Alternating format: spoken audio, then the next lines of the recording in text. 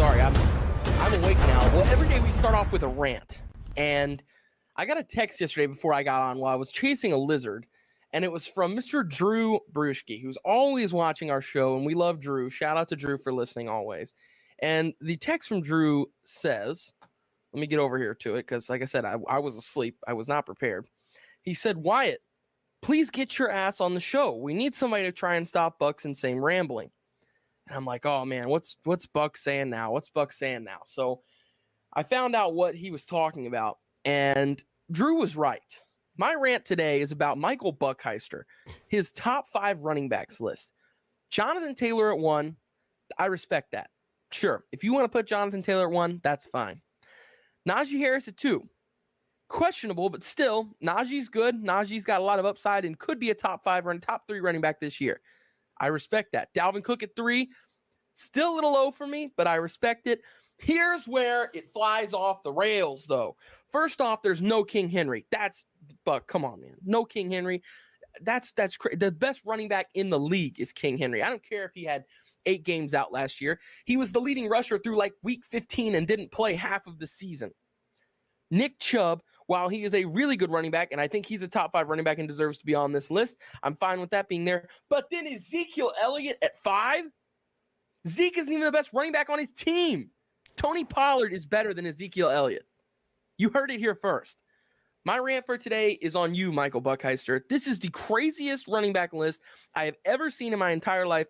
And I'll tell you what, we got a little teaser here. We'll get into my top 5, and I'll break down the top 5 actual running backs in the NFL later on in the show. So stick around for that. How about that? There you go. Man, Nation, cue that intro. I am going 6-0 in the division because the rest of the division sucks. This is the best division in football, Tori. Take that step back.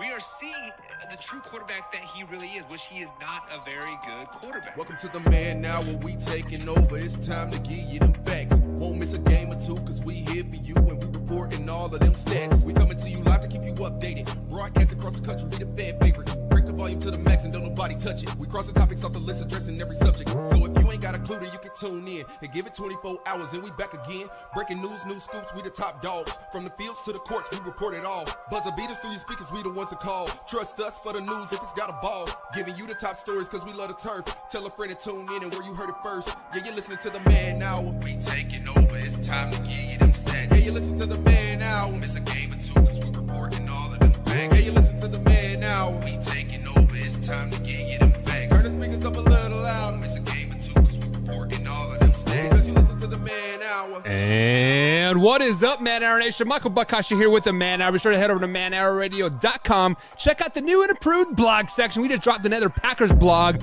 over there. My man Tyler Faber dropped a great Packers blog over there. So if you guys are interested, go head over there, check it out, share that with a couple friends. Be sure to become a member or be registered on the website so we can have an interactual conversation over there. Not interactual. What's the word I'm looking for? A cordial conversation over there. F it. No, let's go balls to walls. Packers suck. Go Pack, go. I kind of just puked in my mouth a little bit when I just said that. But guys, head over to manhourradio.com. Check out the blog section, merchandise page, and of course, you can check out all the NFL news over there as well. We have all 32 NFL teams over there with news, scores, and highlights and all that good stuff. I have 28 teams done. So the only teams that I have left are like the Commanders, the Eagles, the bottom alphabetical order teams. I have 4 left.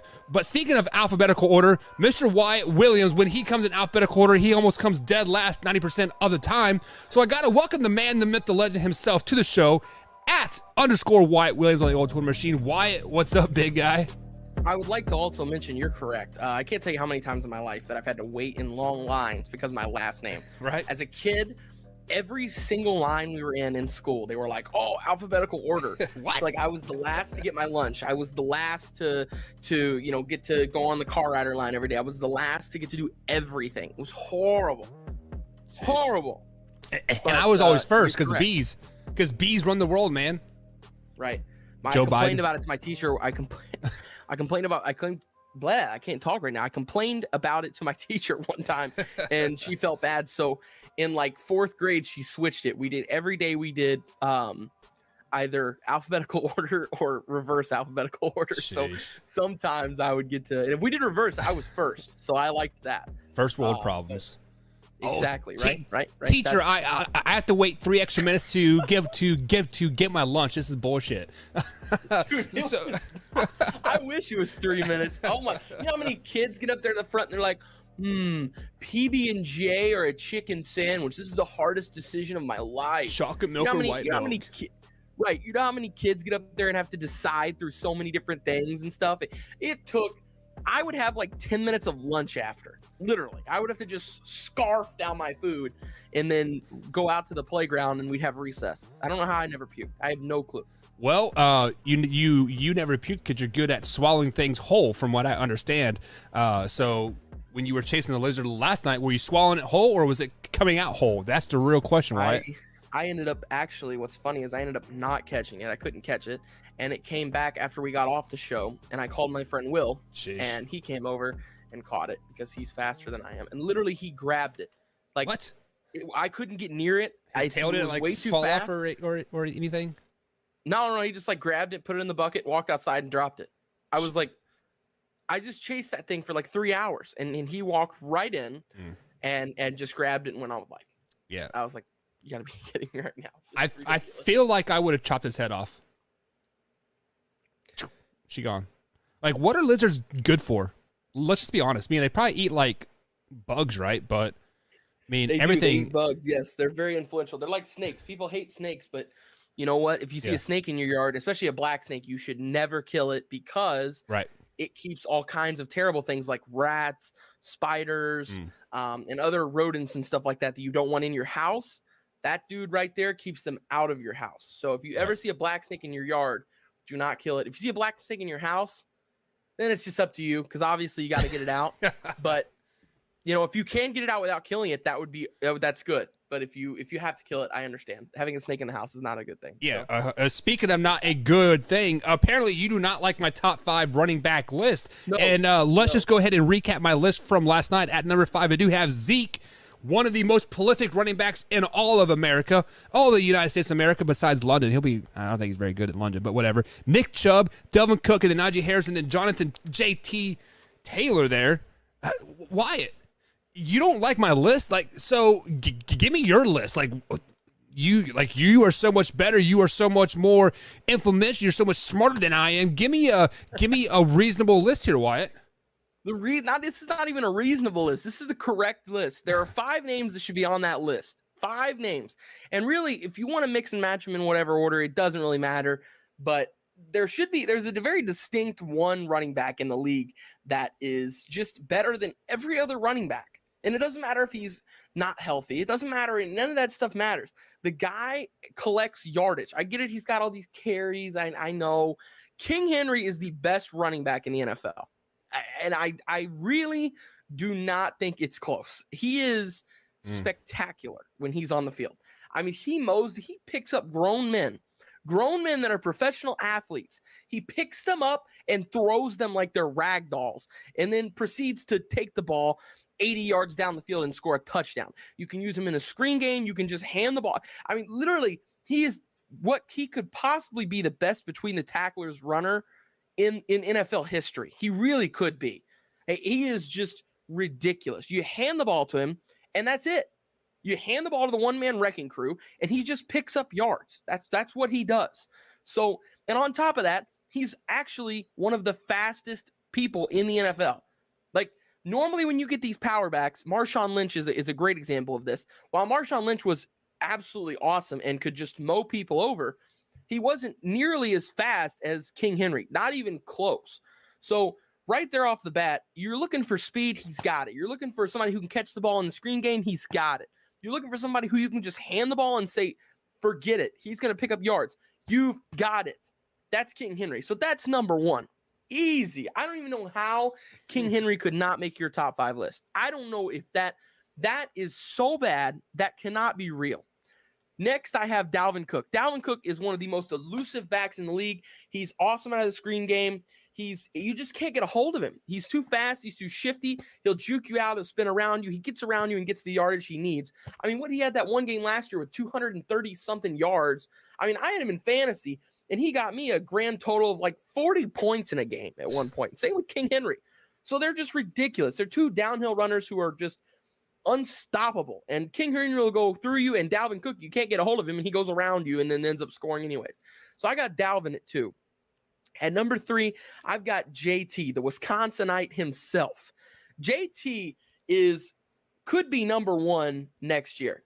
I think this is the year where he could actually start to develop into the best running back into the league, and next year I think he could take it full swing. People don't realize the reason why JT was so good when he entered the league is because he's already got so much tread on the tires. So he's already he's already, with the carries he has, a vet. So he's already got all that experience, all the ball carrier vision knowledge he needs. So while I don't think Jonathan Taylor's career goes too long because of how much tread he has on the tires, I mean, hopefully it goes longer. I really love watching JT play. JT is my 3. That guy, he has this burst speed. When he gets out in the open, he shifts it down a gear and just leaves everyone. Nobody's running that guy down. I mean, he is a freak. So I got JT at 3. After that, it's tough here. This is where it gets kind of tough. And I think after this, I've got Alvin Kamara because he is just a satellite. He just sits around the quarterback, floats around. He's just incredible at dump off passes, and he makes something out of nothing every time that guy touches the ball. He is freaky elusive. He has freaky speed. He's one of the best receiving backs in the league.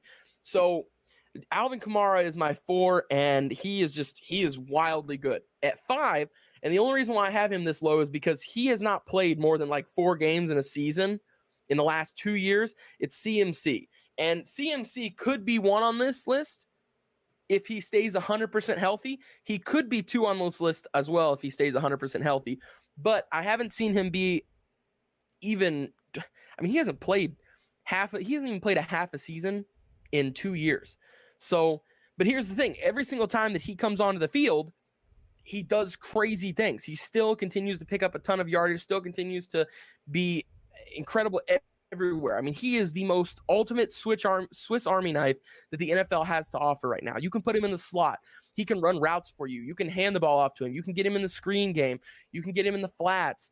I mean, literally, this guy does everything. The only knock he has is he is so unbelievably injury prone, and it sucks, and I hate it because his career has been so affected because of it. If Christian McCaffrey would have stayed healthy his entire career, the amount of records he would have broke for the running back position are a ridiculous amount. I think he would have had the running back receiving record. He maybe would have got a stab at having at least top 5 in the rushing category because he's great running the ball and receiving. I mean, it's basically like having a wide receiver that's a running back and can do universally everything. So even though he hasn't been 100% healthy, CMC still has to make that top 5. I saw a list online earlier that he was at number 2. If you want to put him at 2, that's fine. Go ahead. I understand that as well. It's just the injury proneness is the only has skyrocketed him down for me. I mean, he's still going to be a top 5 fantasy football back taken in this year's draft and probably next year as well. So if CMC can stay healthy, I think he's even higher on this list, but I had to at least start him in the top 5. So my 5 is going to be CMC. So to run back this list, King Henry at 1, Dalvin Cook at 2, JT at 3, Kamara at 4, and then Christian McCaffrey at 5. There you go. Wow. Okay. That's my top 5. So first things first is I respect everything that you said about King Henry. He is definitely a very prolific back. He is fast. He is powerful. He will get the ball a lot. But Wyatt, what you do not know is over his 7-year career so far, 6 or 7 years, I can't remember first or now, he has over 1,400 carries. Last season, he was on pace for 500 carries last season, Wyatt. What does that do to a running back's body? It breaks it down. So it deteriorates him. Running back years are like dog years plus 2. So we're basically talking about, so we're basically talking about an old man trying to run the ball down the hill. Now, the only knock that I have about King Henry is where is he at the first, second quarter, and halfway through the third? He is almost non-existent in the first half of like most games because everybody is fresh. What King Henry does great is his stamina, right? Once he gets the ball more, he just gets more powerful and more powerful. And in the fourth quarter, that is when you see him throwing guys down to throwing them down to the ground, getting the 80 yards carry, right? But with that being said, the Tennessee Titans are going to be playing from behind a lot this season. I'm not talking like 14 points. I'm talking like 21 to 28 points. So the only way they're going to get back into the games is throwing the ball. And guess what? King Henry can't throw the ball to get rushing yards. So I'm just saying. He is a guy to where even if you're down by 3 touchdowns, you're still going to hand him off the ball. Okay. He's still going to get 3 to 4. No matter what the score is, King Henry gets, depending on how long the drive is, right, at least 2 to 8 carries every single drive. Now, every single drive he's on the field, he's going to get somewhere in there.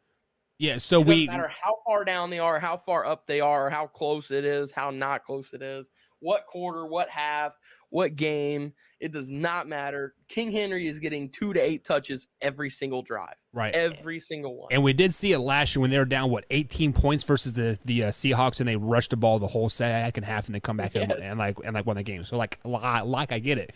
But their defense isn't as good this year either.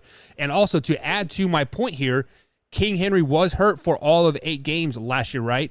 And Alpha Rob hit the nail on the head.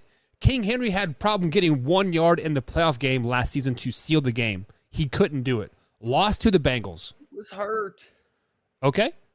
And they lost to the team that almost won the Super Bowl. If Joe Burrow had a half of a second more to look upfield, Jamar Chase was streaking wide open, all by himself down the right sideline. So they lost to the runner-up to the Super Bowl champion and could have been the Super Bowl champions if Aaron Donald didn't make his Hall of Fame highlight career moment. Shoulda, woulda, coulda, right? So why have you ever heard the saying almost only counts in horseshoes and like hand grenades, right? Just because like you could almost get a ringo. Yeah.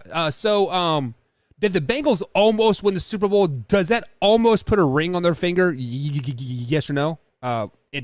It doesn't, right? It doesn't put a ring on their finger. Oh, okay. So did just because King Henry almost got that 1 yard to seal the game, did he almost seal the game on that? No, he didn't. Like he didn't seal the game. This is crazy.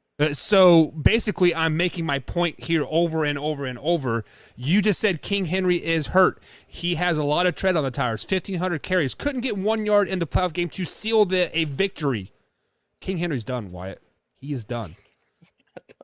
He will get his 1,200 yards this season, maybe 1,300, right? That's huge. That's a lot. That's huge. Okay, that is a lot, right? But it is not a top 5 running back. Zeke is going to get 1,600. Nick Chubb's going to get 1,500. Devin Cook might getting. If Zeke is not going to get 1,000. Whatever. Mike McCarty. Tony Pollard is going to be taking all the touches. Now you see, Mike McCarthy doesn't run the ball that much. This is where you're wrong. Mike McCarty has a new MO. It is, I'm going to use my $100 million running back as much as I can. Run his ass into the dirt. So that way, when he is used and abused, Tony Pollard is still fresh. I can sign Tony Pollard for cheap because we don't know what he really can do, even though he might be better than Zeke in the long run. So once Zeke's contract's up in two years, let Zeke go to the Titans. Never hear from him ever again. Just like the old Cowboys running back. What the hell is his name that had the rushing title and then went to the Titans? You never heard from him again. DeMarco Murray. He went to the Eagles. He went to the Eagles and did absolutely squat. Right. So Zeke will do the same. Zeke will do the same thing. Tony Pollard will sign a contract in 2 years. Giving him $60 million, they're going to use and abuse him, and they're going to draft the next guy. That's why Zeke is going to get 1,500 to 1,600 yards again. We are going to see his rookie season all over again in year 7. Zeke is going to be the man. Nick Chubb is going to be the man. Delvin Cook. Najee Harris could possibly get the leading rushing yards this season. I don't doubt that. Najee's is a great running back. I think there's still more I need to see from Najee until I'm ready to put him in that top 5 category. What do you need to He's see? right on the outside of it. I think he's right on the outside. As a rookie, he had 1,500 yards. What else do you want? It's still like I don't know. I don't know how he's gonna work with the new quarterback system. You're right. I mean, there's all kinds of stuff. He's a gadget guy who can catch passes out of the backfield as well. Like, I'm not taking anything away from him, and I still say he's on the fringe of that top 5. I'm not saying he's outside of the top 5, way out, and like, outside of the top 10 or anything like that. I'm gonna have him at 6 or 7. I think he's right on the edge. I just think that there's 5 guys in the league at this moment who are better than him. Why? Can you scoot back from the camera about 1.5 feet? How do you accept a handoff? Show me how you accept a how do you get a handoff from the quarterback? Like this. Okay, that's what Najee Harris is going to do 25 times a game. Mitchell Trubisky is going to say hike, and he's going to give it to him. Najee Harris is going to run downhill over and over and over again. He's going to get 325 touches this season on the ground alone, 1,700 yards. Hell, he might break 2,000 yards this season. The Pittsburgh Steelers are going to go back to the steel curtain on the defensive side, and they might win a Super Bowl just like what they did with old Ben Roethlisberger and the Bush, right? A rookie quarterback, a damn good running back. Does that sound good? Kenny Pickett, Najee Harris. Hello. Jerome was a vet at that time. This is totally different. What's different about it? They both run downhill. They're both fat. They're both slow. Oh my god. Anyways, guys, he's a freak athlete. He could totally be top 5 though. I don't disagree with that.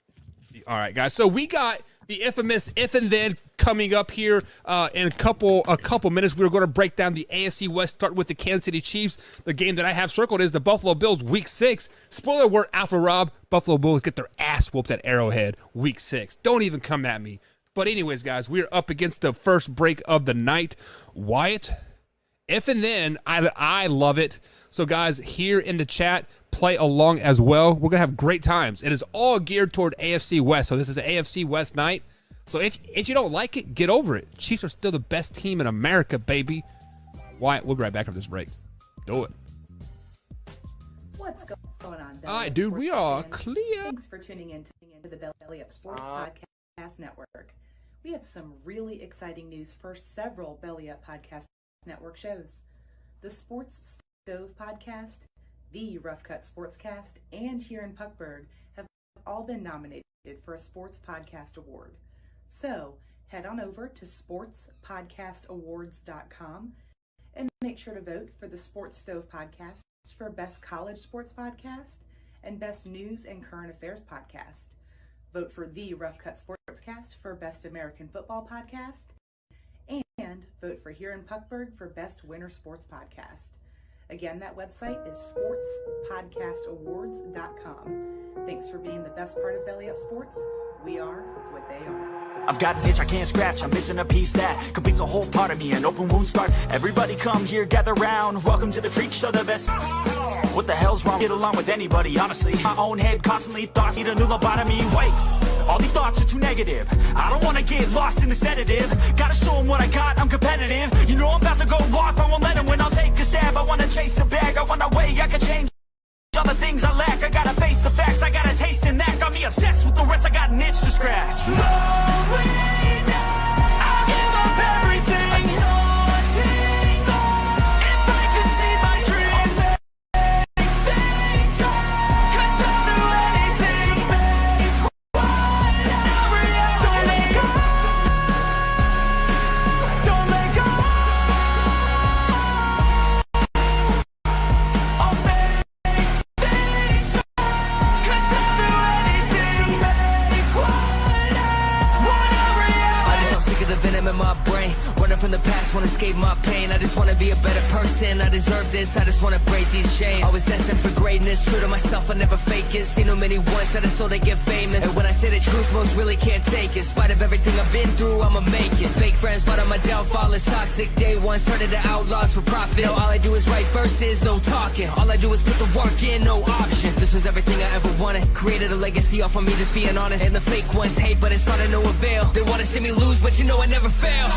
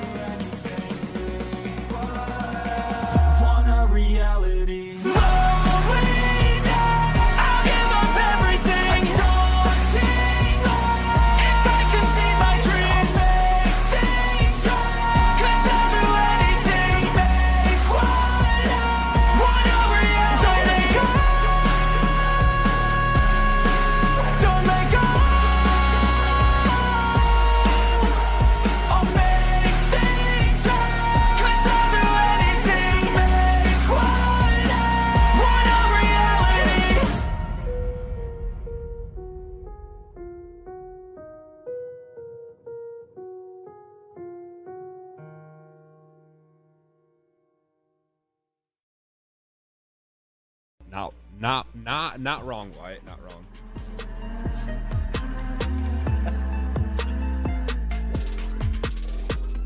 And welcome back to the Man Hour, guys. Michael Buckkosh along with the Wyatt Williams. You can find us both on the old Twitter machine at manhour_buck, and you can find Wyatt at _ Wyatt Williams on Twitter. Tweet at us, have fun with us, talk that trash, share funny gifs, all that good stuff. But guys, we got a special segment here. This is a second ever If and Then, and let's take it back to 5th grade science project, right? We all love science right here on the Man Hour. I give Wyatt a if statement, and then he completes the conjunction with a then statement. But first, this segment is brought to you by Man Hour merch. Check out the tumblers, guys. Does your wife consistently bitch about how much alcohol you drink during the night and like how drunk you get? Well, with the Man Hour tumbler, now in black, you don't know what you're drinking. She doesn't know what you're drinking. It could be full of liquor, it could be full of beer, hell, it could be apple juice for all you care.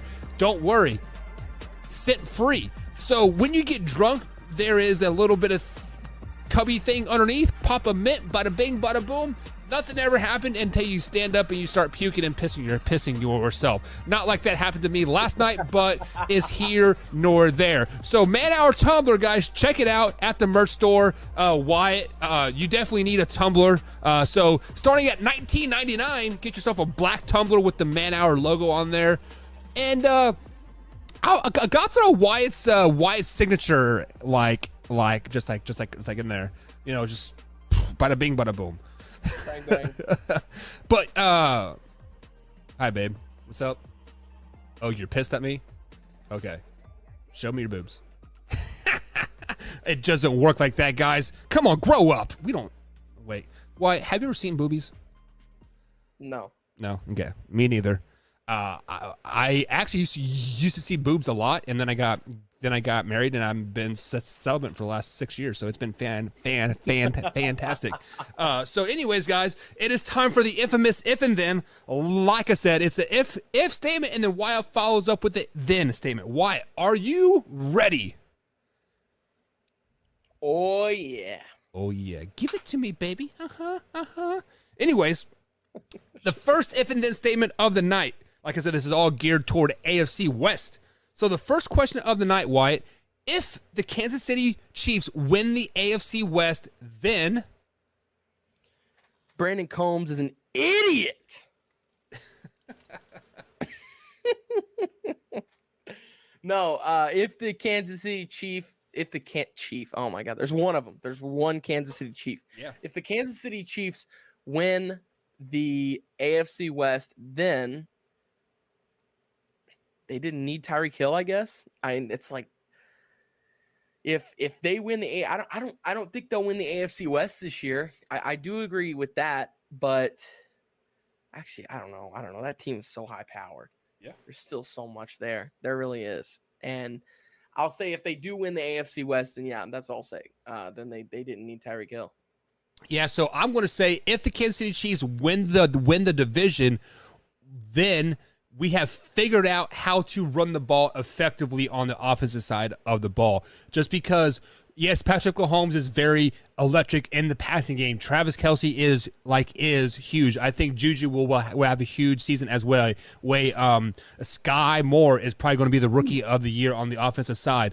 But how to win games in January, how to win a Super Bowl, how to win a division, run the damn ball. Use Rojo, use Clyde, use Gore, use those guys running him then into the dirt. We need to see 30-plus carries a game from this Kansas City Chiefs offense just because the rest of the division, Wyatt, is going to be so high-flying and the defense is so freaking bad. We need to keep other teams' offense off of the field, and we need to play offense with defense, aka run the damn ball. Next up, Wyatt. Next up here. Like I said, we are staying strictly in the AFC West here. So, next team on the division. If the Denver Broncos win the division, then Russ is like that. Russ is like that. If he comes in and just wins this division with 4 teams that are capable of, in my opinion, going to the Super Bowl, if he comes in and does that, Russ is like that. Russ cooked up for more than just 8 weeks, and Seattle was stupid to get rid of him there. That's what it is. Yeah, and I would definitely be eating crow if that happened 100%. So I am going to eliminate injuries from like any other team just because I really feel like that's the only way they can win this division. But if the Broncos win the division, their wide receiver core stepped up. We saw Jerry Jeudy not in jail. We saw Cortland Sutherland actually start to excel and be a top receiver that he can be. And Russ and this receiver core grew hands and bounds from week 1 to week 17. I mean, because week 1, let's just be honest, is probably going to be shaky for the whole team. Jerry Jeudy probably won't be there. He's probably going to get suspended for a few games, at least. So for the Denver Broncos to win this division, Wyatt, the wide receiver core has to step up and be a top 5 receiving core in the NFL. That's what I truly feel. All right, so moving on to the next one here. If you guys can catch the theme here. If the Las Vegas Raiders win the division, Wyatt, then Devontae Adams is still the number 1 wide receiver in the league, and Derek Carr and him have an unbelievable connection. I think this is actually more likely than the Broncos winning it, but still, I would be pretty, I don't know.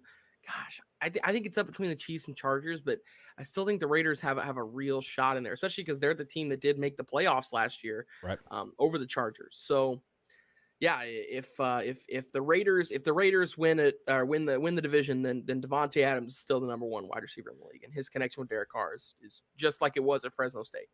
Yeah, and just to think if we could flash back 6-7 months to a gentleman's handshake and end in a tie, the Chargers and the Raiders could have both been in the playoffs, right? But we digress from that. So if the Raiders win the division, it is because Josh Jacobs is the running back for Las Vegas, right? Yes. Okay, I'm just making sure. Josh Jacobs, exactly. Kenyon Drake is there as well. So exactly what I said about the Kansas City Chiefs. They are going to fight fire with fire, and that's keep their offense on the field and run the ball. Just because we all expect Derek Carr to kind of light it up with Devontae Adams. And I feel like Devontae Adams is going to get double-teamed a lot. And Derek Carr might try to force the ball down the field and, throw a lot of interceptions. And how do you break that double team, Wyatt? How do you get that extra guy in the box? Be effective on the running game. Josh Jacobs needs to have a very successful season. If Josh Jacobs gets around 17 to 18 touches per game on the ground, the Raiders could possibly win a lot of games in the first half of the season, because we know the Raiders are a great first half team. They usually fall apart in the second half for the last 10 years, like it seems like. So to be effective long term, they have to run the ball. What are your thoughts about that?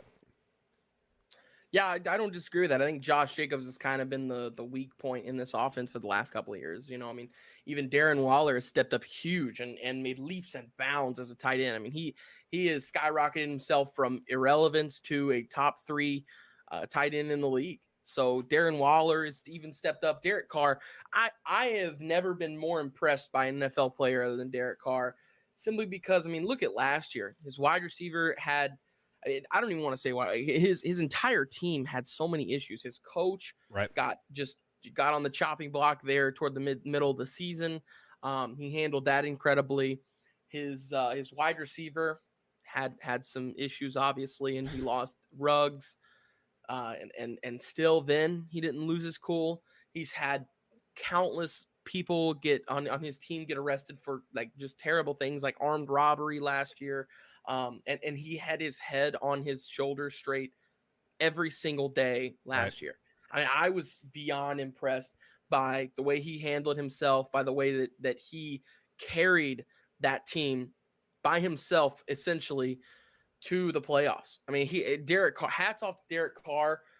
So Derek Carr has made leaps and bounds as a quarterback. And then you look at even their offensive line has made a lot of step ups. I was pretty surprised that this offseason they didn't go after Bieniemy in Kansas City. I was decently surprised at that. I thought for sure, especially once Gruden got fired, that Bieniemy was going to be the guy there because, it's an AFC West team. They face him all the time. They clearly know how incredible of an offensive mind that Bieniemy is. So I was really shocked that he didn't get that job.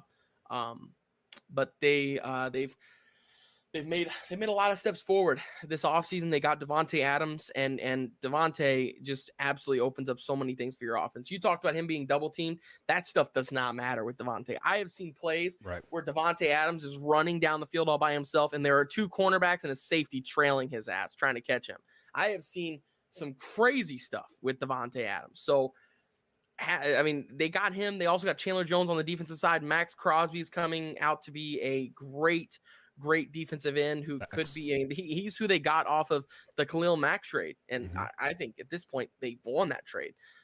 So they have just made so many great moves. I mean, so many great moves, and they've got an A quarterback. They've got everything they need. If Josh Jacobs can't get it going with this team, then they got to go elsewhere at the running back position. So I don't necessarily think it all completely rides on Josh Jacobs' shoulders, but I do think he'll play a huge role in this offense, and his run game will be very influential for how good this team is. If the run game is really good, I think this is a Super Bowl team. I think this is absolutely a Super Bowl caliber team. And if his run game is subpar and kind of average, then I think they're a playoff team. I don't know if they're a Super Bowl team. I mean, you need to win a Super Bowl, you need all positions on the football field playing very well, playing great football. And for them to be able to do that, they're going to need Josh Jacobs 100% in tune. And I think Josh Jacobs can be that guy. We've seen Josh Jacobs be that guy, but it's all going to depend on, it's all up to him. Yeah. So let me ask you this question. Is Derek Carr the most overlooked quarterback in all of the NFL? Because if we look back at his stats, he improves each and every season. And each and every season, his name gets thrown out there for trade bait. Oh, there's somebody better than Derek Carr. Oh, he is like the Las Vegas Raiders don't want him, yada, yada, yada. Like, first things first, is he overrated, and why do you think he is consistently trade bait, like on the trading block? I don't know that, honestly, and I think he is absolutely the most underrated quarterback in the league. I had a hot take last year with my friends that Derek Carr is possibly a top 5 quarterback in the NFL. Like for leadership skills, for on the field play, for just the way he handles himself in the worst situations ever. He impressed me so much last year. So while I don't necessarily think he's a top 5 quarterback, I think he definitely could be this year. I think he's definitely making a lot of movement towards that, and I think he's for sure in my mind a top 10 guy. If I had to build around anybody in the league, Derek Carr is definitely one of the names I'm thinking about. Yeah, so sure. So when people make their top 5 list or like their top 10 list, like a lot of people out there, I'm not going to name names, Brandon Combs, they use a lot of stats, right? They want to say, oh, he threw for 4,000 yards and 15 interceptions, right? sometimes why you just have to use your eye test, like you have to use your gut, and sometimes you have to throw stats out of it. And you are exactly spot on with Derek Carr. Derek Carr is a top 5 quarterback in the NFL. Let me digress a little bit. He is a top 5 quarterback in the AFC. NFL, he's probably top 7, right? But if you look at his stats, he is like 11, 12, 13 range. So like I definitely feel everything that you said, like his leadership skills, his football IQ, and just the will to win definitely elevates him into a top 5 quarterback in the AFC 100%. Why? Like you are spot on like about that. So and I'll even go a little farther on that too with the stats thing. If you look at his first 5 weeks of the year last year, he was on pace for like 6,000 passing yards. Right. I mean, he was on pace for something ridiculous. That, and they were winning games too, right? Like they were a lot of games. They were undefeated, I think, like at that particular point, right? They won. Yeah, they did. Yeah. They won a lot of games there in the beginning. They're a really good team. A lot of people are not ready for how good the Raiders are. They're a really, really, really good team. I think more or less it also depends on the coaching situation too. Right. Josh McDaniels, right? He's the head coach over there now. Yeah. So let me ask you this. Does the NFL not want the Raiders to be good? Because of everything that you said, Derek Carr was on pace for 6,000 yards. They were 5-0, 6-0, right? And then all of a sudden these emails leaked out, right? From John,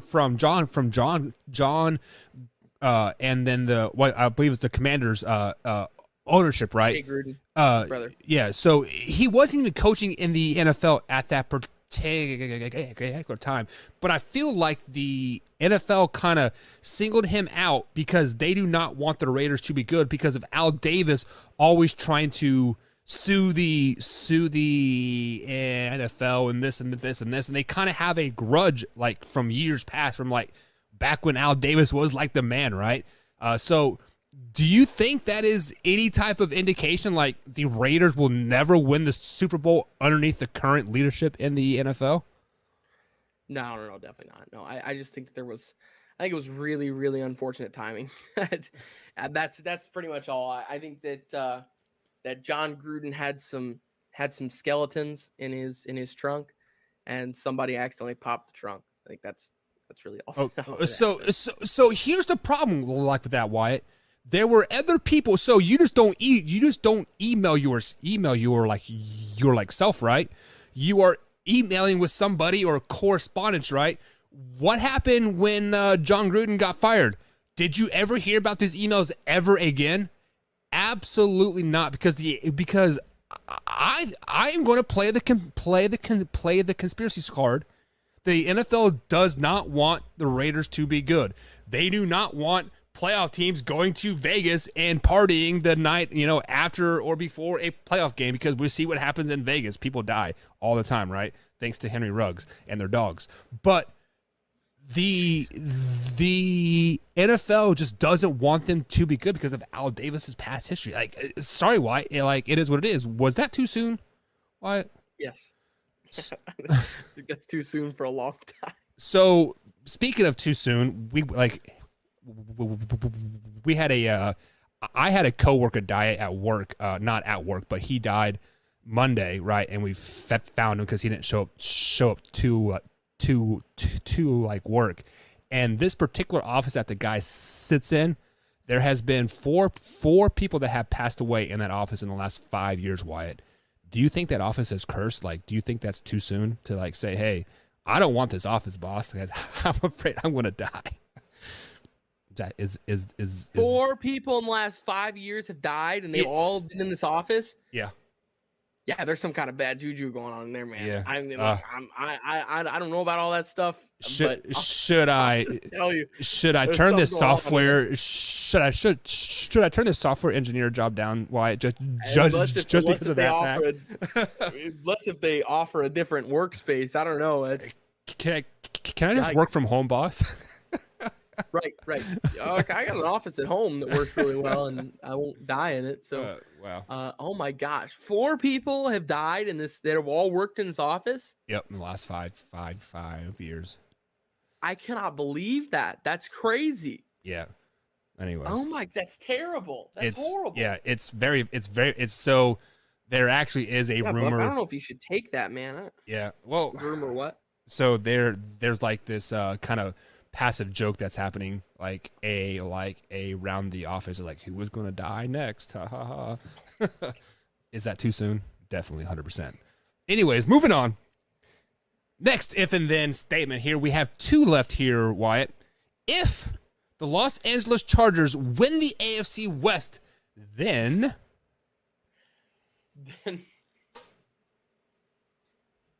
you go first. I can't. Then Herbert is that guy. Justin Herbert is the top 5 quarterback in the NFL. If the Chargers, should I give a spoiler alert? When the Chargers win the AFC West, it is because Justin Herbert is that damn good. Just like what you said about Russ, let Russ cook, yada, yada, yada. Justin Herbert doesn't need to cook. Justin Herbert just needs to be average, and this Chargers team is going to be damn freaking good. So if Justin Herbert plays up to his potential this season, then the Chargers will win the division. So if the Chargers win the division, Justin Herbert plays to his potential. So simple as that. Yeah, no, I would say if the Chargers win this division, also that I do agree with the Herbert statement, but I don't just want to jump on the Jay Herbo bandwagon here and just I don't want both of us to say the same thing. So I'll take it. I'll go one step further with the Chargers win the AFC West. Then their defense was insane. Like all these defensive signings they did in this offseason, J.C. Jackson pairing him up with Derwin James. They're going to have Khalil Mack rushing the quarterback now. So this defense has made a lot of strides forward and done a lot of really good things. So yeah, if the Chargers win the AFC West, then I think their defense really is what everybody thinks that it's going to be. Yeah, and also if the Chargers win the West, we probably won't be questioning the Mike signing as well. Mike, the wide receiver that they signed for a pretty hefty price tag there. So Mike Williams. Yeah. So I don't know though. Mike Williams is he's a key piece to that offense.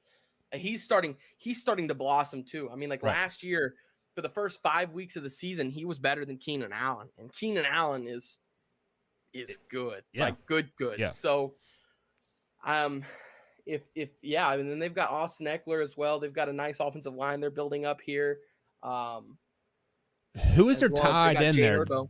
Don't they have a pretty good tight end over there as well? Well, they had Jared Cook, but I think Jared Cook, I think he retired. Did he? So they have Gerald Everett now. Okay. They had Hunter Henry for a while, and if this team could have kept Hunter Henry, this would have been a nasty squad. I mean, a nasty squad. These guys would have been crazy. But are we talking 14 wins? Really are we talking 14 wins? I think if Hunter Henry's there, this team is a 13-14 win team. Yeah.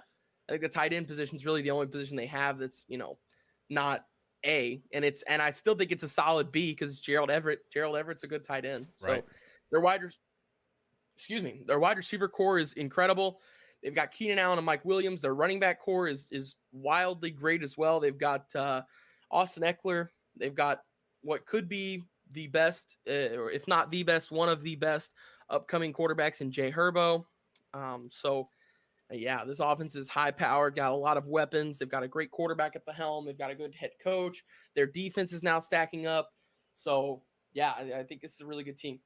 All right, so our final if and then statement before we start breaking down the AFC West schedule for this year, Wyatt.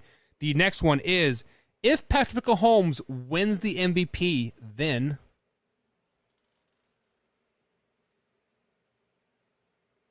Travis Kelce had 1,500 plus receiving yards. I like it. Travis Kelce, that's going to be a good pair. And Juju Smith-Schuster follows very closely behind that with about 1,000 receiving yards. And Sky Moore would probably have 750.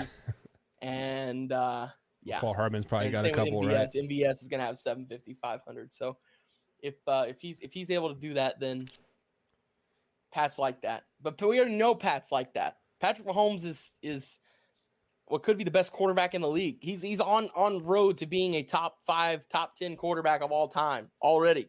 So exactly right. Yep. So yeah. So yeah. Fun fact: Patrick Mahomes has more playoff wins than the Las Vegas Raiders since 1992. So let's just go ahead and throw that out there. I believe that. But I do believe that. I'm going to go the complete opposite way here, Wyatt. Now, I do agree that Travis Kelce and like all those guys will probably have pretty good seasons, right? But if Patrick Mahomes wins the MVP, the Kansas City Chiefs are first round playoff exit because because of everything that I said earlier. How they're going to win a lot of games is they're going to have to learn how to run the ball effectively. They're going to have to get 25 to 30 carries per game and basically kind of keep Patrick Mahomes from shooting himself in the foot like he did early in the season last year. Now, I'm not saying he is a bad quarterback. Do not get the word get twisted and tangled and clip this and like all that other crap. Like, don't say that. But I'm saying if he throws, if he is a MVP caliber quarterback, like winning the MVP, it is because the Kansas City Chiefs are throwing the ball way too much this year.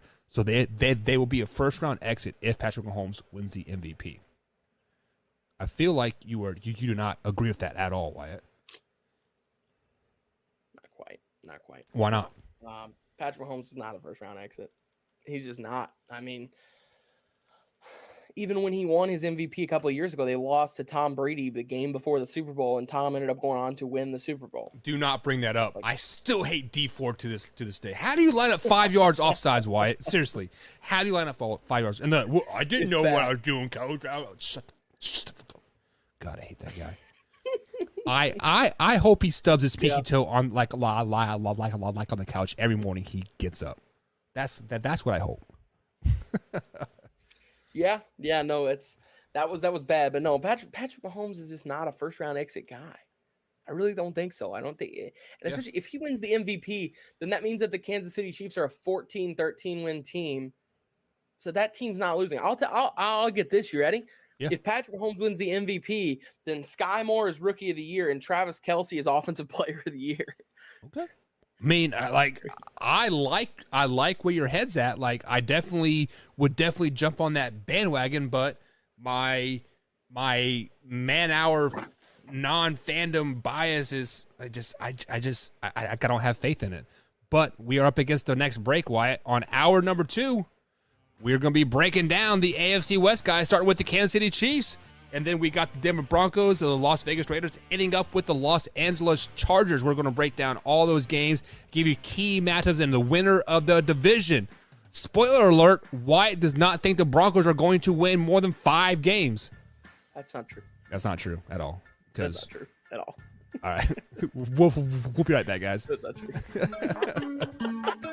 If I'm home from work and relaxing, I watch Man Hour while doing dishes. In bed, hiding from your wife and kids. what do you do when your husband and kid are obsessed with the Man Hour? You watch it with them.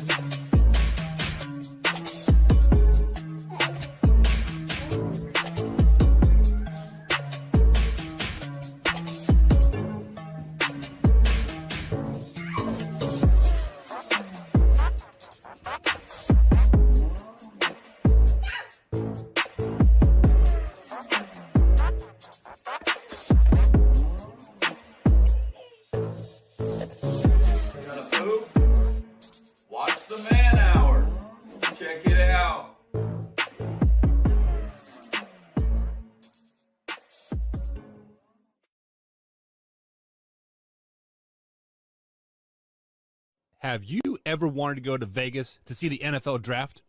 Well, now you can. Simply head over to youtube.com/manhour, click on that join button, become a $5.99 member or higher, and you get free entry. Simple as that. So head over to youtube.com/manhour and hit that join button. You won't regret it.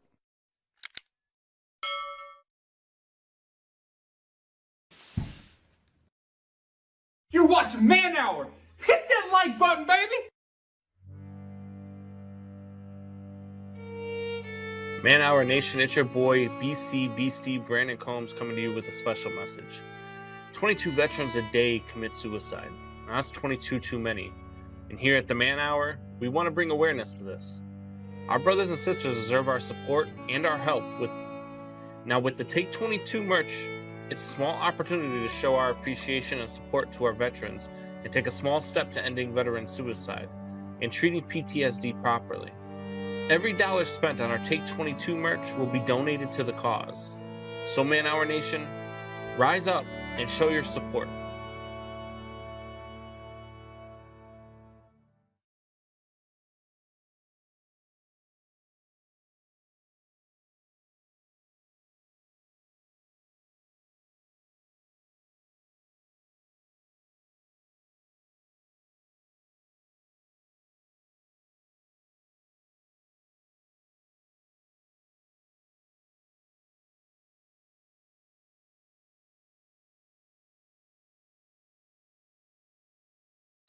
Welcome back to the Man Hour, guys. Michael Bakasha alongside Wyatt Williams tonight. If you haven't done so already, please hit that like button, hit the subscribe button as well, and also bell icon as we do upload clips, and we are live 5 days a week, actually probably 10 times a week, depending on when my work schedule decides to let me work and stay at home and all that good stuff. But this section of Man Hour, guys, is brought to you by Brooks Roofing and Siding. We are in that tornado season here in the Midwest, hail season. Brooks Roofing and Siding will have you covered if hail or something comes through and you need that new roof. They went for battle for me last season when we had hail come through, and my insurance company basically said we're not paying for that. Mr. Travis Brooks himself said, hold my beer, Buck, watch this, and bada bing, bada boom, brand new roof. And guess what, guys? He had his beer in the Man Hour tumbler, so his wife did not know that he said, hold my beer, because it was in that Man Hour tumbler. You can get the Man Hour tumbler for $19.99 over at manhourradio.com. Click on the merch page. What, Wyatt? Welcome back to the show, man. We got your beautiful face on the screen. Follow Wyatt on the Twitter machine at _ Wyatt Williams. What's up, Wyatt? Are you ready for your final tomorrow, man? I am. I'm excited. My teacher told us to bring something that we're very passionate about, and through getting to broadcast all across the state of Indiana with the IHSAA, I got to meet some incredible people who are currently college athletes. Many of them who I've been friends with for years now, including Trey, who I do a podcast with. And I've never thought that the NIL deals, any of that stuff, I never thought that college athletes getting paid or not getting paid was fair. And so he said, bring something in that you're pissed off about. And so I get to talk about that now. So I'm really excited. Plus, then on top of that, tomorrow, this is a spoiler alert for any family members who are watching right now. This is to see who's watching. This is it right here. I'm after my final tomorrow. So I go, my airtime is at 1:15 on Full Sail Live.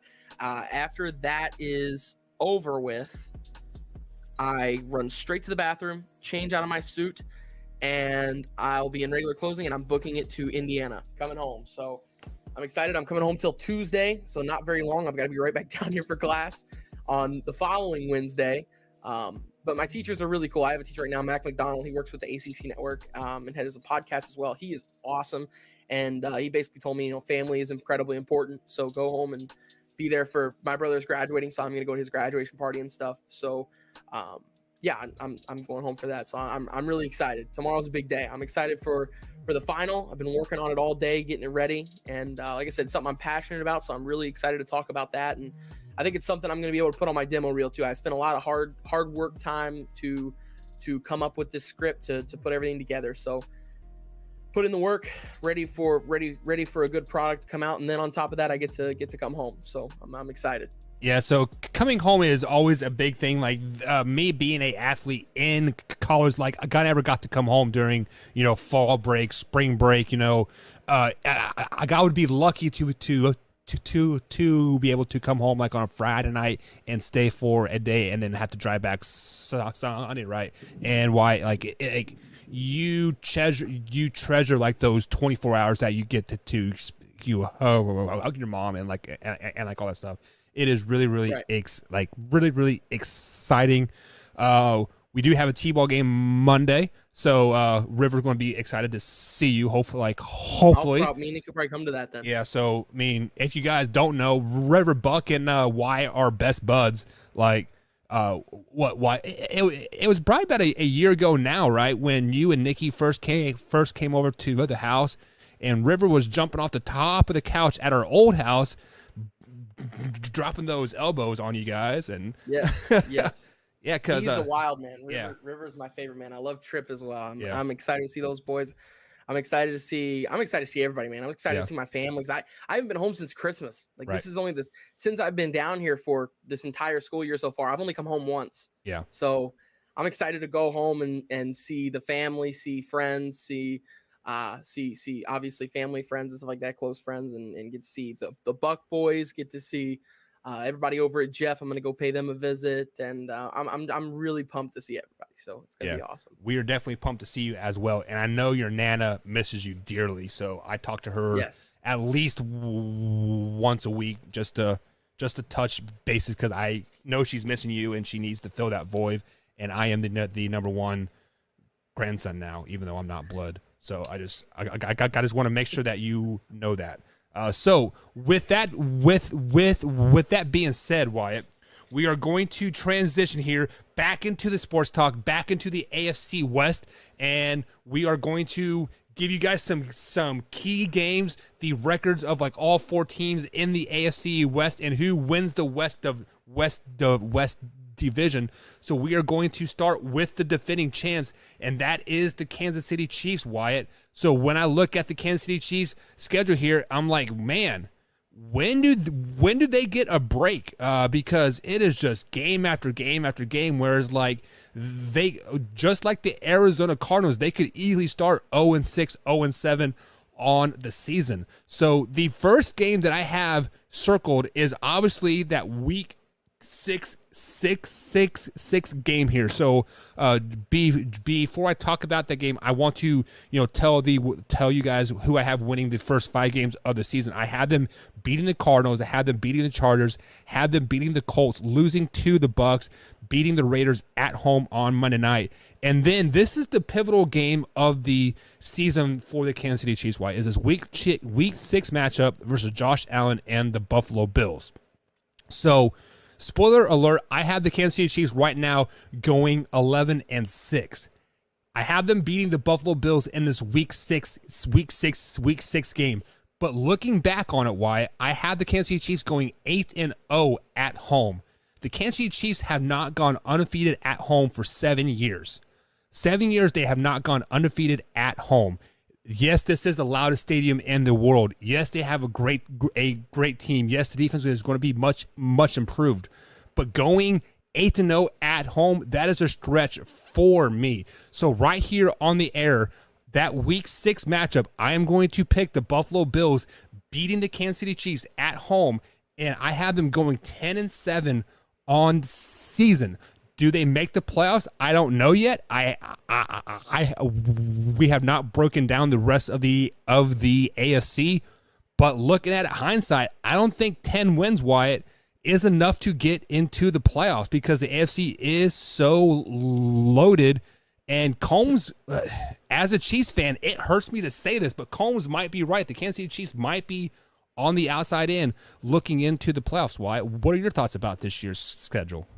Well, as I look at the schedule here, there is a total of 1, 2, 3 being the Jaguars, Texans, and Seahawks. There are like 3 gimme games on the schedule, but it does not matter. It does not matter. They play the Cardinals in week 1. Oh my gosh, man. They got Cardinals, that's a playoff team week 1. Week 2, they got the Chargers, that's a playoff team. Colts, that's a playoff team. Then the Buccaneers, that's a playoff team. Then the Raiders, that's a playoff team. Then the Bills, that's a playoff team. Then the Niners, that's a playoff team. Then the Titans, a possible playoff team. Wow. The first 8 weeks of the season, they play possible playoff teams. I mean, all guys who could be in the playoffs. And then they play the Jags after that. And then they're right back into the fire. They play the Chargers, then the Rams, then the Bengals. Then they play the Super Bowl champions. Then the very following week, they play the Super Bowl runner-up. Oh my God! Yeah. Then they got the Broncos at Mile High. Jesus! Then they get 2 gimme weeks back to back. They play at NRG Stadium in Houston. Played the Texans. Then they play the Seahawks at home. So those are 2 nice games. And then the real test comes. Those final 2 games are going to be so vitally important. I still have them winning 10 games this year, and I still think they'll make the playoffs. One of these 4 teams in this division is going to get injured, and they're going to be the team that falls out of it. If Kansas City stays completely healthy, there's not a doubt in my mind they still make the playoffs.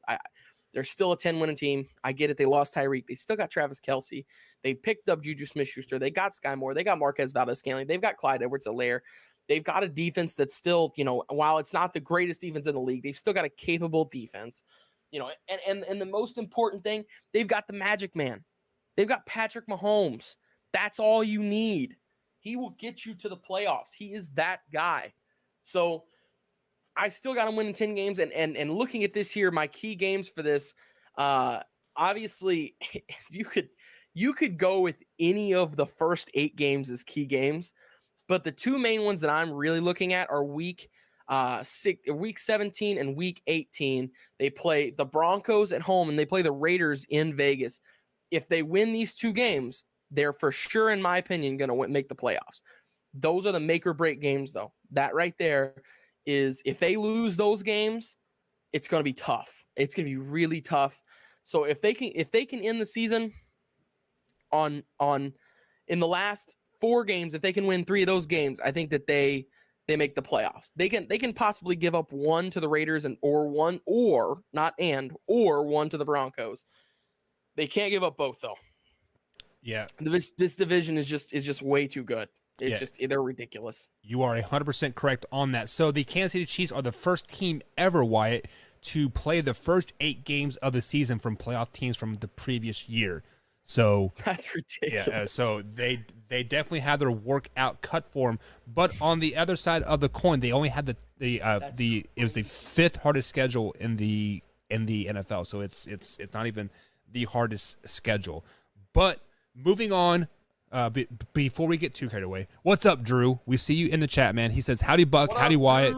Drew, we miss you. Thank you for joining, man. Be sure to hit that. I gave you a shout out earlier, man. Yeah. He is. I want to make sure you heard the shout out.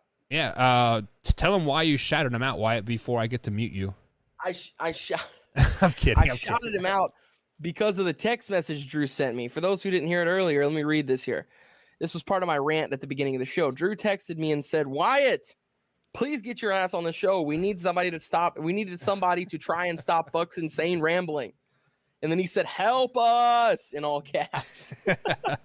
Love it. And that was whenever he was giving his top 5 running backs list. So, yeah. Oh, man, Drew is a character. I love that guy. Yeah, we are definitely happy to have Drew and Alpha Rob, but Besley very active here in the Man Hour Nation. We definitely appreciate you guys up very, very much. So moving on here to the next team here, why are the Denver Broncos? They missed the playoffs last year. They fired their head coach. They traded off their quarterback, their tight end, their defensive end, 17 picks for the next 14 years, and to get Russell Wilson and a brand new head coach.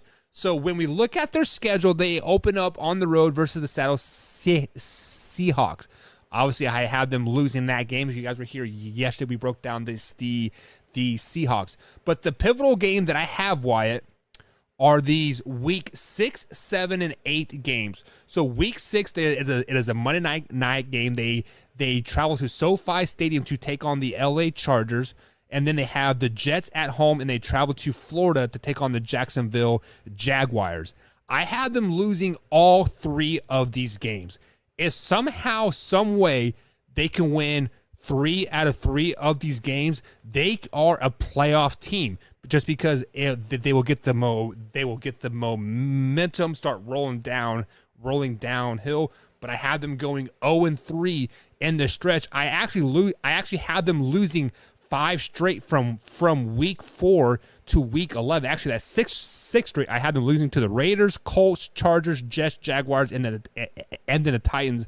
And then they finally get a win again, week 11 over the Las Vegas Raiders. So with that being said, I do have them going 6-2 at home. Mile High is a very tough stadium to play, very good home field advantage. But I had them only going 7-10 on the season.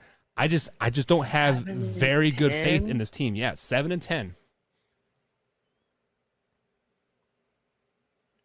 Buck. 7? 7 wins, buddy. Oh man. I mean, I think. Oh gosh, the bar minimum low for me is 8 wins, and that's the lowest. I think they probably end up with around 9, could be 10. I think this is the team that'll be on the outside looking into the playoffs. As much as I hate to say it, I really want Russ to do cool things. And I think the highlight of the year for this team is whenever they beat Seattle in the first game of the year. That's the biggest one I'm circling. I'll be watching that game. I don't care if it's a blowout. I don't care if it's a tight game, medium game. I don't care what the outcome is. I'll be watching that game because I want to see what happens when Russ returns to Seattle. Then they play the Texans. That's a win. So I think they start out 2-0. They play the Niners. That's probably a loss. Then they play the Raiders. It's probably a loss. So 2-2, quick down there. Russ always plays really good against the Colts. I don't know what it is, but he just always brings it against Indianapolis.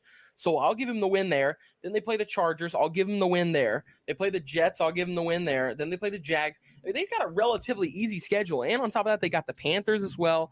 They do have Baltimore. That could be a tough one. As well as they got the Cardinals and the Rams. So their big one is at the end of the year. At the end of the year, they've got to win those pivotal games. They got to beat the Cardinals. They're going to have to beat the Rams. They're going to have to beat the Chiefs, and they're going to have to beat the Chargers if they're going to squeeze into the playoffs. But I could really see this team being a 10-win team that's on the outside of the playoffs looking in. I think this is the one. So if we look at their final, let's look at the final 6 games of the season, Wyatt. They play a terrible Baltimore team. They could be much improved, right? They could be going from last to first place here. But week 14, they had Kansas City Chiefs at home. They had the Cardinals at home. They traveled to LA to take on the Rams, and then they traveled to Arrowhead to take on the Chiefs, and then they finished up the season with the Chargers at home. I had them actually going 3-2 in that stretch with wins over the Chiefs, Cardinals, and the Chargers all at home, and then they lose the 2 games on the road. So you are telling me a tough place to play. Say that again. I said, yeah, Mile High is a tough place to play. I agreed with you. Right. So if you think they go 3-2 in those last 5 games that they are a playoff team, is that what you're saying? No. I'm saying if they win 5 out of those last 6 games, I think they make the playoffs. Okay. But they're gonna have to win 5 out of those 6 games, and they play the Ravens, who could be a playoff team. They play the Chiefs, who I think are a playoff team. They play the Cardinals, who are a playoff team in the NFC. They play the Rams, who are a playoff team in the NFC, a Super Bowl contender in the NFC. They play the Chiefs, who are a contender in the AFC and a playoff team. And then they play the Chargers. So they're gonna have to muster out at least 5 wins in that series. They're gonna have to. Yeah, and they're not making the playoffs. And I don't see that happening. That right there, they could really close out their season 0-6 right there. They really actually could. Their last win of the season could be against the Panthers in Carolina. Yeah, so we really don't know how good Carolina is either. Sorry, go ahead. But if they finish out the season 0-6 and using your justification from earlier, they could start the season 2-3 to 2-2. There's 10 losses on the season right there, Wyatt. Yeah. So yeah. So I mean, 7-10 isn't it far? I'll backpedal. Yeah, I'll backpedal on that one. I'll give you that. They could be 7-10. You're right. Which on me. Which honestly, it is weird because if we think about it, yes, they started the season last year 0-4 and 0-5, right? But then they won like 6 or 7 games in a row. They got hot, right? People were thinking like, man, this team is good. And then they fell off again, right? So, and then they face planted. Right. So, if they can duplicate those 7 games again, right, that they won 7, like it may have been 6 in a row, but like either way, let's say they duplicate that, they are a good, they could possibly be a very good team. And getting right at the hot time in the NFL is very, very key. So, speaking of getting right at the right time. The Raiders never seem to get right at the hot time. They're right. They're hot at the right at the hot time. They are hot at the beginning of the season, and they sizzle out toward the end of the season. It never fails. They do. They're not right at the hot time. They're not. So, Wyatt, I am going to give you the floor first here. Tell me about the Raiders. Well, I'll tell you what. In the preseason, they play the Jags, and I think that's going to be a tough. No, I'm just kidding. They've got a tough. Really, this AFC West has got a tough run at it this year. They all have to play the NFC West. They've got to play the AFC West twice. So they got a major setback right there. But still, these teams are really good and capable. So with that being said, I think they start out the season 1-0, 2-0, 3-0, 4-0. They win their first 4 games. They lose to the Chiefs. Then they beat the Texans. That's 5-1. They'll beat the Saints. That's 6-1. They'll beat the Jags. That's 7-1. They lose to the Colts, 7-2.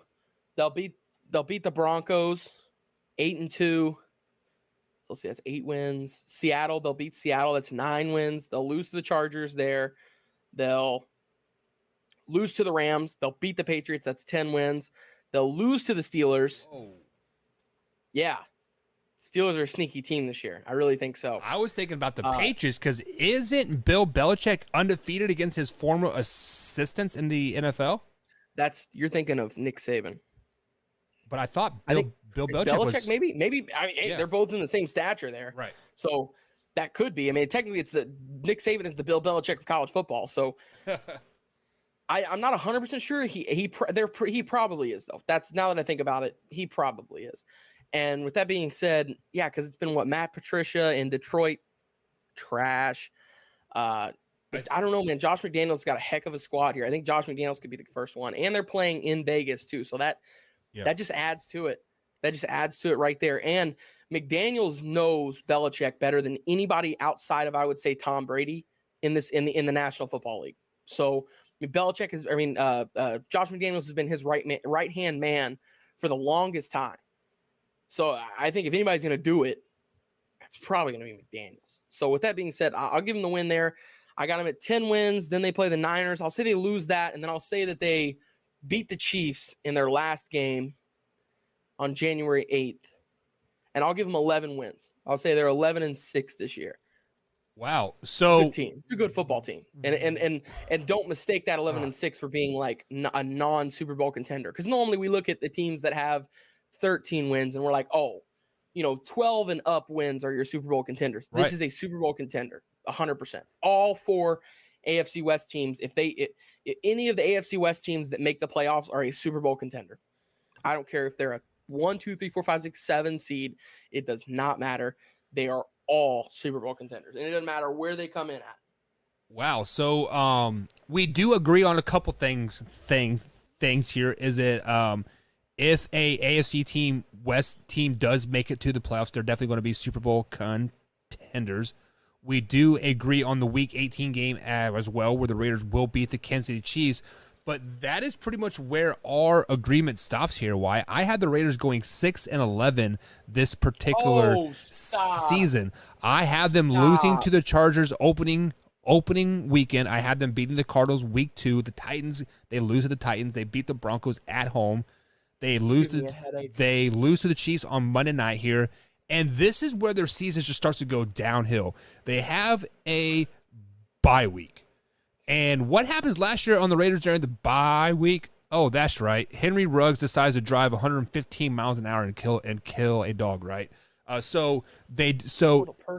Houston Texans come into town, and I think the Houston Texans and Davis Mills beat the Raiders in Week 7. The Saints beat the Raiders in Week 8. The Jacksonville Jaguars beat the Raiders in Week 9. The wheels are falling off here. Why are you catching the drift here? Week 10. No, I'm not catching any of your drift. Week 10, the Colts beat the Raiders in Vegas. Week 11, the Raiders travel to Mile High, lose to the Broncos. Finally, Week 12, they get a win over the Seahawks. And then they're like, hey, Week 13, let's win one more. So they beat the Chargers here. Why? Do you know what happens when you win 3 games in a row? It's called a winning streak, right? It is called a winning streak. Well, guess what? The Raiders don't know what a winning streak is because then they travel to LA and get their ass whooped by the Rams. And then Bill Belichick comes into town and says, bad baby Josh McDaniels, you should have stayed here. Whoops that ass. Pittsburgh Steelers whoop that ass. And then finally, the final 2 weeks of the season, the San Francisco 49ers are playing for nothing. Like at this point, they are already their faith is pretty much sealed at 8-9. Like at this point, they lose that game. The Kansas City Chiefs don't know what they're playing for, so they lose in Las Vegas as well. I had them going 6-11 this season. Why? Finishing last in the division.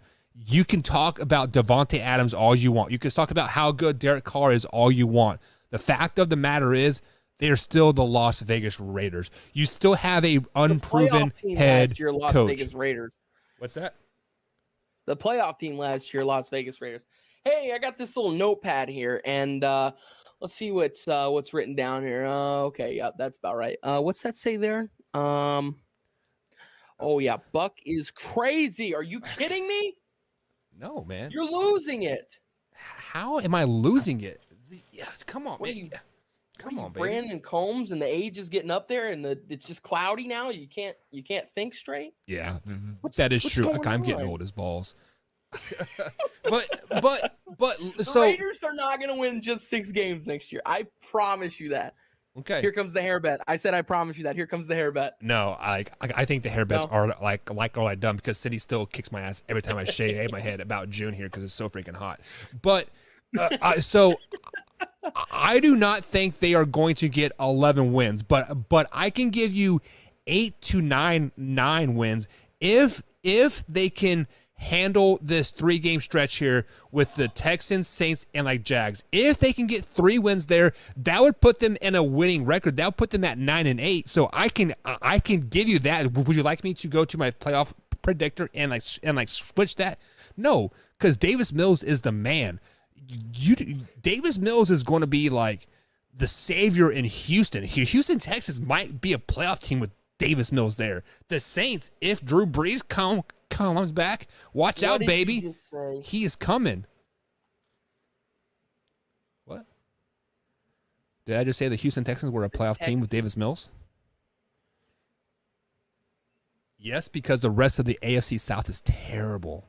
I have never heard so much malarkey in my life. That's a good word. I like that word. Malarkey. Was that a good one? Yeah. I just thought of that one. Yeah. Oh, Buck, though. Come on, man. The Colts.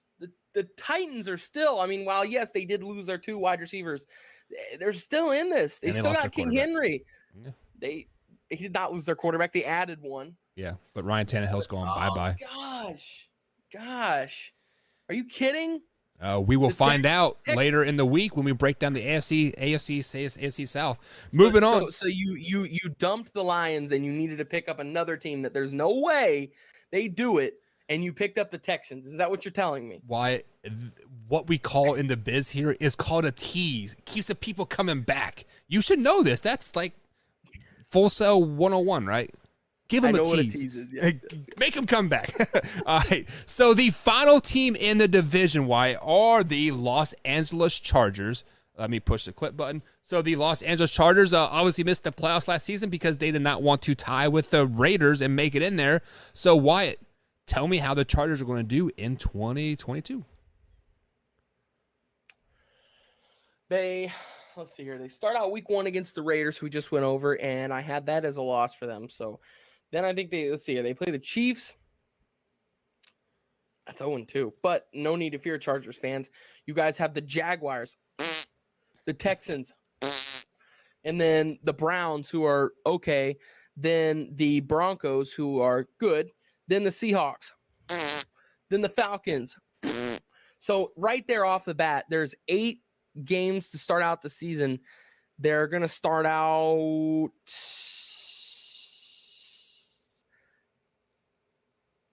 6-2.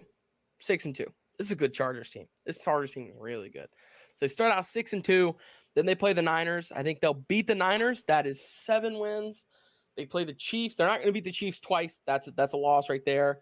Then they play the Cardinals. I'll give them the win there. That's 8 wins. Then they play the Raiders. I'll give them the win there. Then they play the Dolphins. That's 10 wins. Then they play the Titans. That's 11. Then they play the Colts. I'll give them a loss there. But in a weird scenario, they're going to beat the Rams. So I'll give them the 12th win there, and I'll say they beat the Broncos to round out the season with 13 wins at 13-4. Wow. High praise right now for this Chargers team. Hey, Wyatt, can you hold up your piece of paper there and write out and scratch out Buck and put Wyatt in there? Because Wyatt is crazy. Come on, baby. So Wyatt, we do agree on a couple things here.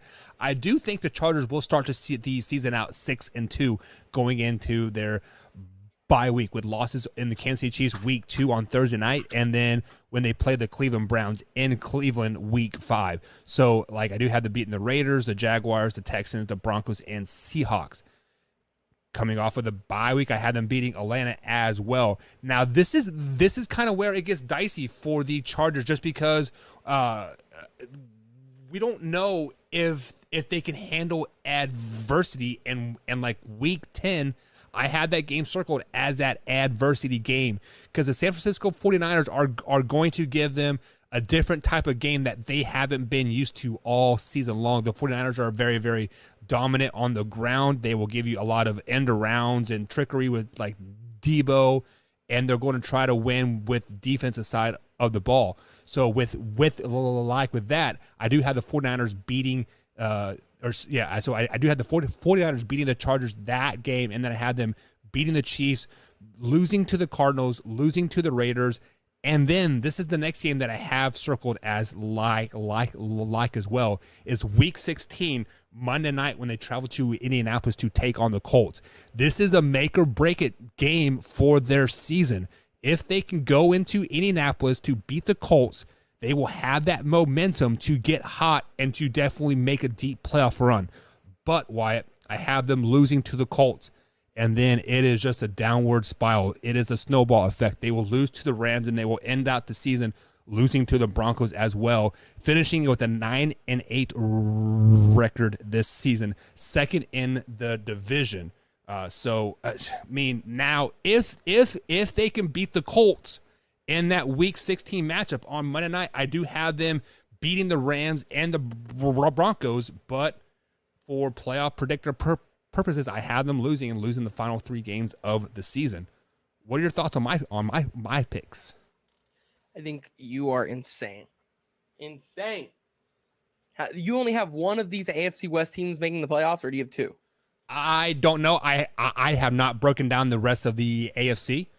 This is the first AFC division that we have. Well, I'm just asking you, do you think 1, 2, 3 of these teams make the playoffs? So I think the Obviously AFC one has to make it. Yeah. So I think one team only makes it from this division, unfortunately, just because, like what we saw from the NFC West last season, was the division was so good that they literally just beat the dog crap out of each other, and they all just kind of basically flirted out, right? Same thing with the AFC North, right? I mean, everybody in the AFC North had 8 wins, but only like I guess the Steelers and the Bengals both made it. But I just have one team making it. I think there's actually 4 teams who could have double-digit wins for this division. I really do. I think that depending on how Denver plays, there could be 4 teams in this division. There could be a team that doesn't make the playoffs in this division and have double-digit wins. Right. Which honestly, if you look at the AFC, it is so top-heavy. You have 12, 13 teams that could easily make a Super Bowl run if they make it. So yeah, I mean, there are going to be teams that have 10 or 11 wins not make the playoffs, i.e. the Miami Dolphins from a couple years ago, right? They had 11 wins and they still missed it. So, I mean, I definitely see that happening, but I do have the Kansas City Chiefs winning this division at 10-7. That's because who made the playoffs, Buck? When the Dolphins didn't make it, your boy scratched in at the last second. Who is it? Lamar Jackson and the Ravens.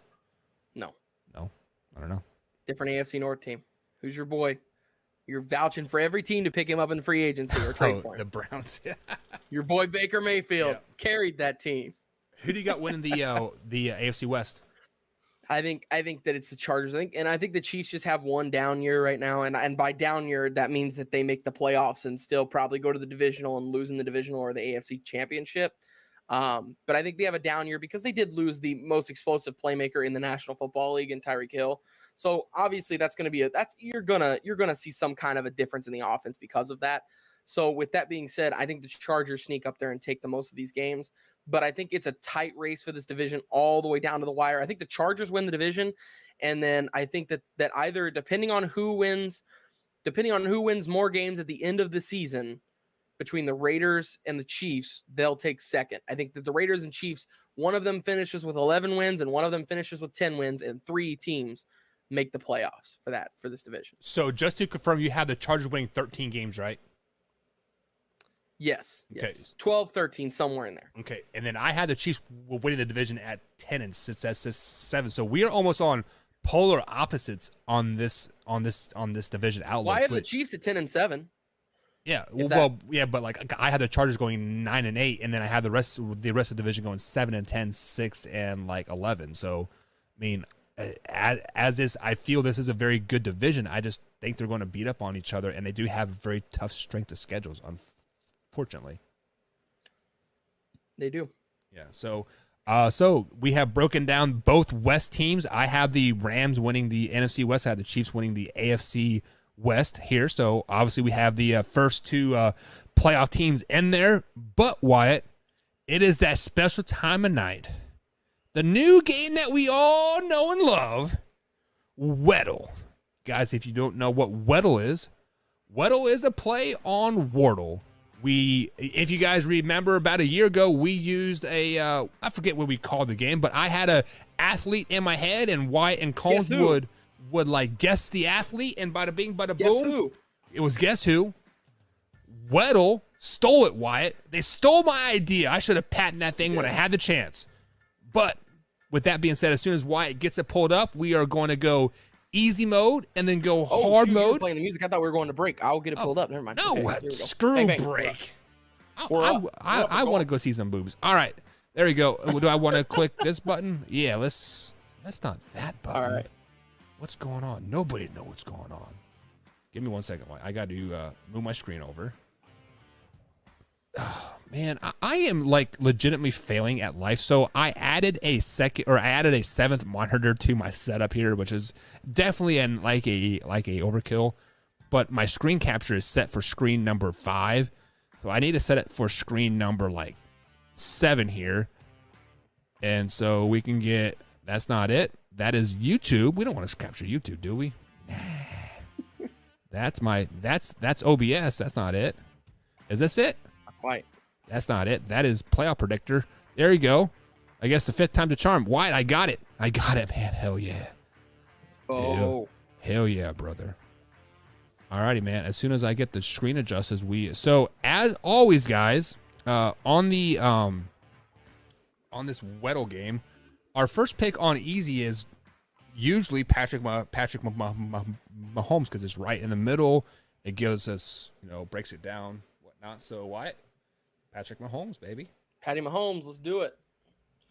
Bang. And starting off, okay, so he is an AFC player. He is not a quarterback. He's shorter than 6'3". He is either 25 or 24, and his number is above 15. So I'm kind of thinking running back. I think we go running back here possibly too. Yeah. So let's think of it. If he's not AFC West, so let's go AFC. You want to go AFC South running back? Just Jonathan Taylor?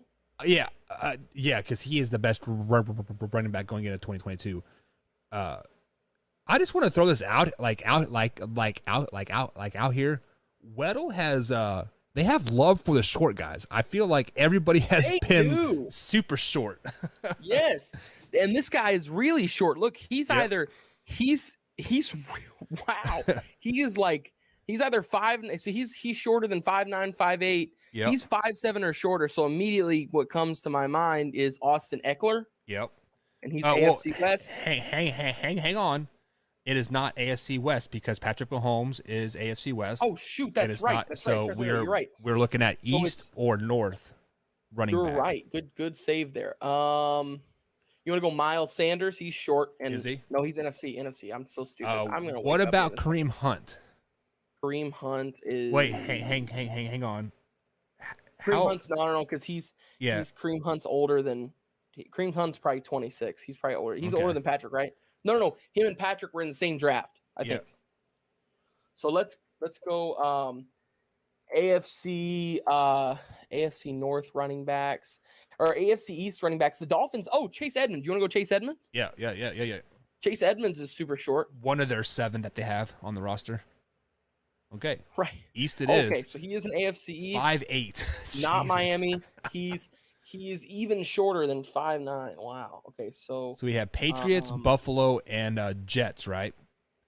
Yes. So do we go Damian Harris?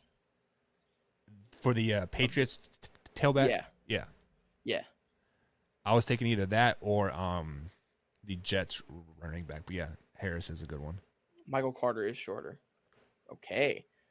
Well, Michael Carter, Damian Harris only 5'11". Okay, so then so it's not Miami or New England. So it's Jets either or Buffalo running back or it's a Jets running back. So pretty much narrows it down to either Zach Moss, Devin Singletary for Buffalo, or for the Jets, it's going to be Michael Carter or Breece Hall. I think Michael Carter is probably where we go here. What do you think? Yeah, because we're looking at a younger guy, right? Yeah. So, 24, 23 years old. Wow. Okay, so it's So he's 24. Zach Moss? Dude, he's shorter than 5'8". Jesus. God. What in he's the... so tiny. Wow. Okay, so he's 24. We can at least know that now. Yeah. I guess we knew that here. So he's 24. He's not on the God, Jets. he's got to be 5'7". I'm thinking Zach Moss. Zach Moss is pretty short, right? Yeah, it's either Singletary or Zach Moss, right? Wow, he's okay. Okay, so it's Devin Singletary. Yeah, but I feel Singletary is a tall guy, isn't he? I don't know. I don't know. I feel like all running backs are kind of shorter. Right. Okay. Yeah. I mean, let's try. We only have one guess left if we get this wrong. There we go. Okay. Woo. Singletary. Wow. All right. Okay. Devin. Okay. Let's check the numbers here real quick. Devin Singletary is 5'7" only. Good God. That is short. That is like short for an NFL running back. Well, that's short for this guy could absolutely strip my ankles of my body if he wanted to. Dude, Combs is like, taller than him, and Combs is a very short man. I mean, like I don't want to dog my guy while like he's not here, but dude, Combs is 5'8". Like I tower over that guy. I'm like, this just goes to show that if Brandon Combs would not have focused on drinking and going into the military, he could have been a Buffalo Bills running back. Yeah. This right here shows that. Well, just kidding, Combs. We love you, man. Yeah. The problem is Combs is he is a speed challenged, so he's not very fast, Wyatt. He's a baseball guy too. We'll give him that. He runs 90 feet at a time. Congratulations. All right. So now we've got Weddle hard mode, which Weddle easy mode, which we just played, is only skill positions. Now Weddle hard mode is anybody in the National Football League. So on the bright side, we haven't had any linemen yet. It's usually been like linebackers and safeties, right? So it's always corners and stuff like that. Yeah. So I say today we start out with defense just to try and get ahead of it instead of wasting a guess. On the NFC side as well.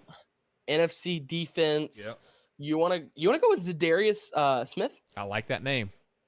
Zadarius Smith. Should have named my son that. He's with the Vikings now. Okay, so he's an NFC defensive player. He's not a linebacker. He's way short. Okay, so he's got to be a corner or a safety. He's younger and his number is higher. So yeah, I'm thinking for sure got to be a corner. Well, no. So his number's higher than 55. So that pretty much rules out corners. So we're looking at it. I mean, it has to. I mean, what corner do you think is going to be like 60 and 80? That's true. It's probably an edge rusher. A shorter edge rusher. Okay, so it's not NFC North, so it's either NFC. Well, do you want to just start like narrowing down the divisions and teams real quick? So you want to just go with an edge rusher from the South, East, or West? Sure, that sounds great. Let's go with a shorter. Actually, let's go with Brian Burns. He's pretty short, I thought at least.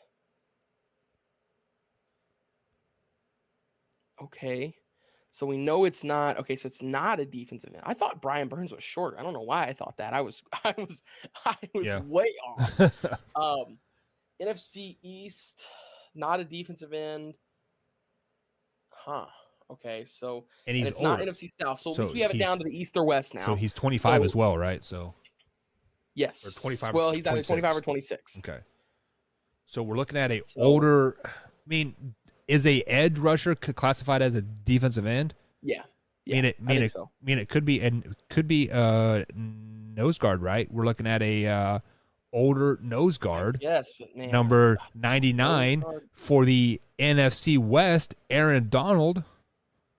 Aaron Donald. Oh yeah, Aaron Donald is pretty short too. Yeah. Okay, Buck. There we go. Okay, Buck. We're on the right track here. Offensive tackle. We have 7 guesses, and we've already narrowed it down to the division and position here. So we're moving along pretty good here. So it's either Seattle. So it's not the Rams. It is an NFC West. It is a defensive tackle, and he is either 6 foot or 5'11". That is a short defensive tackle. So defense tackle on the AFC West. So let's think Cardinals defensive lineman here. JJ Watt, too big, and the defensive end. Yeah, he's like 6'5", isn't he? He's a big guy. Yeah. Very tall. Very tall individual. Chandler Jones is no longer with the Cardinals, right? He's with the Raiders. Simmons is now he's a linebacker, isn't he? That Simmons guy, like Isaiah Simmons, right? Yeah, he's like a rover. He's a linebacker safety hybrid. So how about this? We just think of a defensive tackle on the NFC West and not try to do teams. There you go. How about Nick Bosa, 49ers? Well, Bosa's the end. He's a DN. Okay. So while that could narrow down our team, but I don't want to throw that guess out there. Why am I thinking Seattle defensive tackle here? Why am I blanking?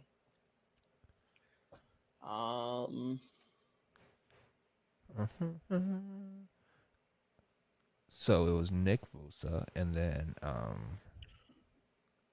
the 49ers drafted a defensive end this like last year, right, or something. I can't remember.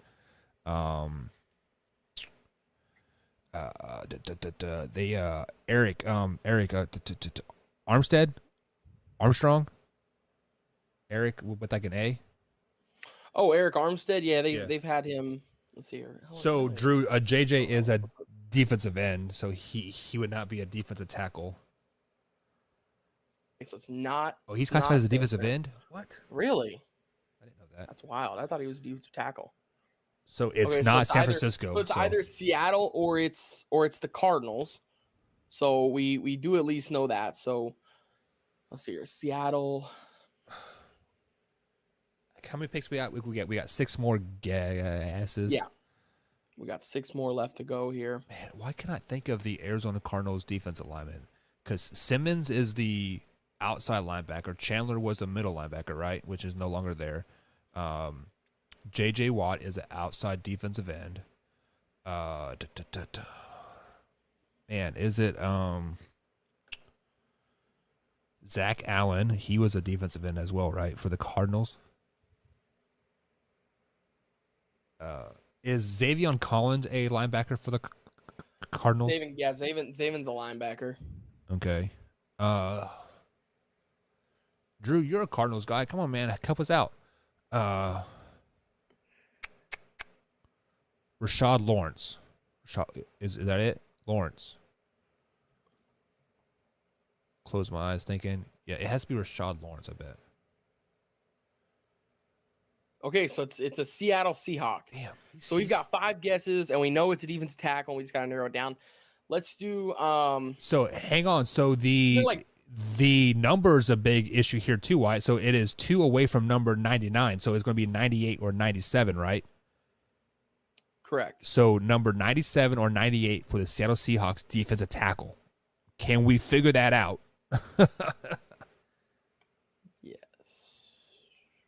So, number 98 for the Seahawks. Do they have a number 98?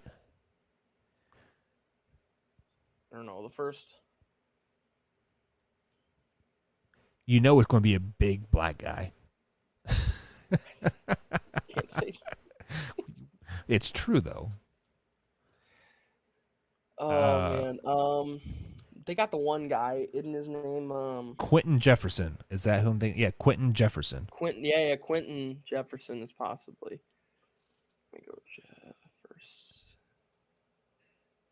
Okay, we're getting a little closer here. He's 6'5", 6'4". Damn. Yeah. Number 77. Don't they have that Puna guy or whatever? Yeah, Puna Ford, right? Ford. I think so. It's Puna Ford. Bingo. Because after Puna Ford, I do not know their backups at all. I was going to say Puna Ford is like the extent of my Seattle Seahawks defensive tackle knowledge. Time to start to Google the names.